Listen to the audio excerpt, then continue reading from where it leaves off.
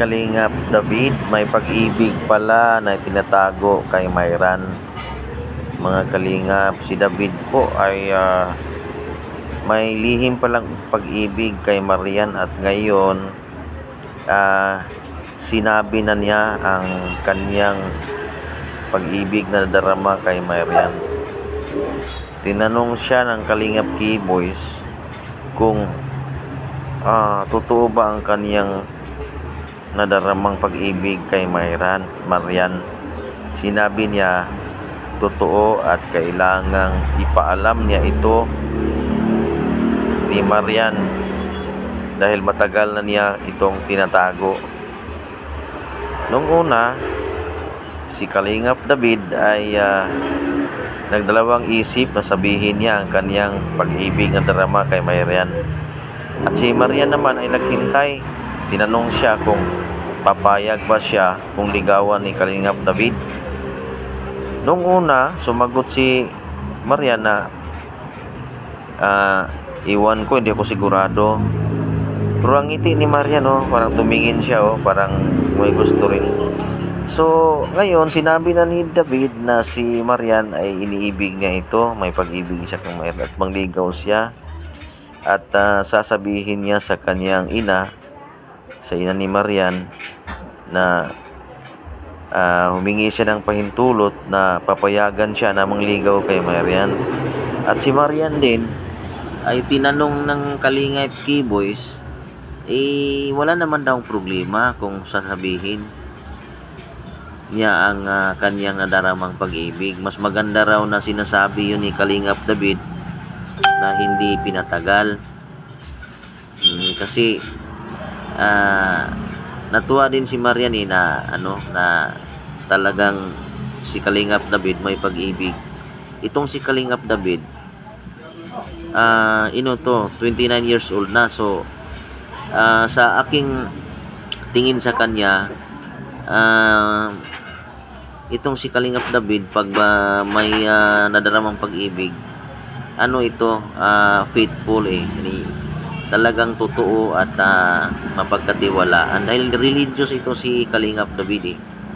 Hindi pa nga ito nagkaroon ng love team sa Kalingap. Si Marian pala ay iniibig na pala niya noon pa nung unang kita. Kasi si Marian ay ang ngiti niya, nagugustuhan niya ang ngiti ni Marian.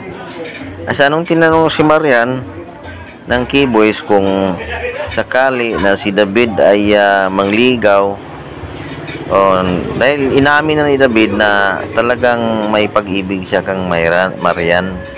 Sabi ni Marian, tinanong siya kung anong masasabi niya tungkol sa ganong nadarama ni Kalingap David. Sabi niya wala namang problema doon. Salamat naman raw na sinabi niya kaagad na may minahal siya ni David, ni Kalingap David. Salamat daw dahil sinabi niya ang katotohanan. Sinabi niya ang maga, hindi pa niya pinatagal. So itong si Marian parang ang kanyang ngiti parang mayroong kilig tingnan mo, mayroong kilig mga kalingap mo. Yan makikita naman sa mukha mayroong ang ngiti niya ganun So yan ang kasi kung sa babae masarap pa pakinggan na may nagmamahal sa iyo at saka itong si Kalingap David kahit naman hindi ito masyadong sikat pero talagang totoo ito si Kalingap David. Nakikita ko naman sa kanyang mga kilos, mananalita. Yan ang dahilan na itong si Kalingap David talagang maasahan to kung tungkol sa mga ganyang mga relasyon, tungkol sa pag-ibig. Diyan mo makikita na tunay na tao na magmamahal. Ayan sa yan ang revelation ni Kalingap David. Itong si Marian ay talagang kung baga makikita natin na talagang accept niya ang nadarama ni Kalingap David. At itong si Marian 21 years old, ito si Kalingap David 29 at graduate na si Marian ngayong sunod na taon. So graduating na siya. So bagay-bagay na silang dalawa eh. Kung tingnan natin itong dalawa, bagay talaga sa kanilang love team, itong magkatuluyan.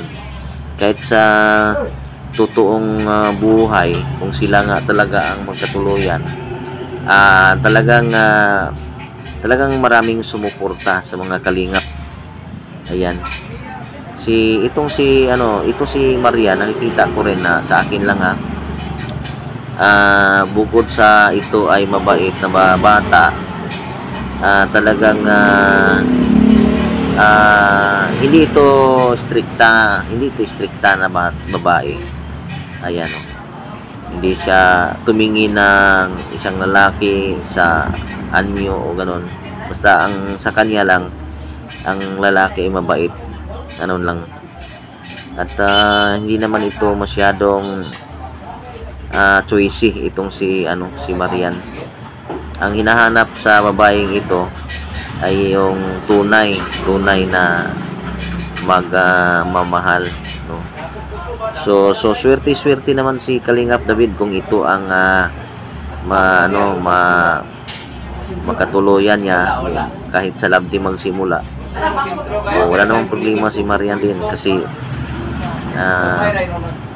maganda naman at pag ngumiti ang kanyang ngiti parang hindi makalimutan David, yan ang dahilan na pag ngumiti siya yan mga kalingap. Totoo talaga naman na itong si Kalingap David, totoo na sa kanyang nadarama.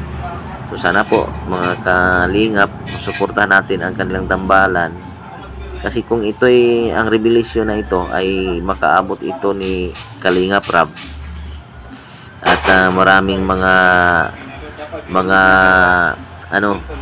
feedbacks ng mga viewers, check na i-vlog ito ni Kalingap Rab sa kanyang channel. Kasi ito mga mga try out lang ito sa mga keyboys na tambalan. Try out lang ito kung ito may papatok sa kanilang viewers. Kasi sa aking tingin, talagang itong dalawa, ito na talaga ang para kay Kalingap David. Mula ito si Kalingap David, mula pa kay Joy, hindi sila nagkatuluyan Parang walang karisma doon, walang impact doon sa viewers. At itong si Kalingap David na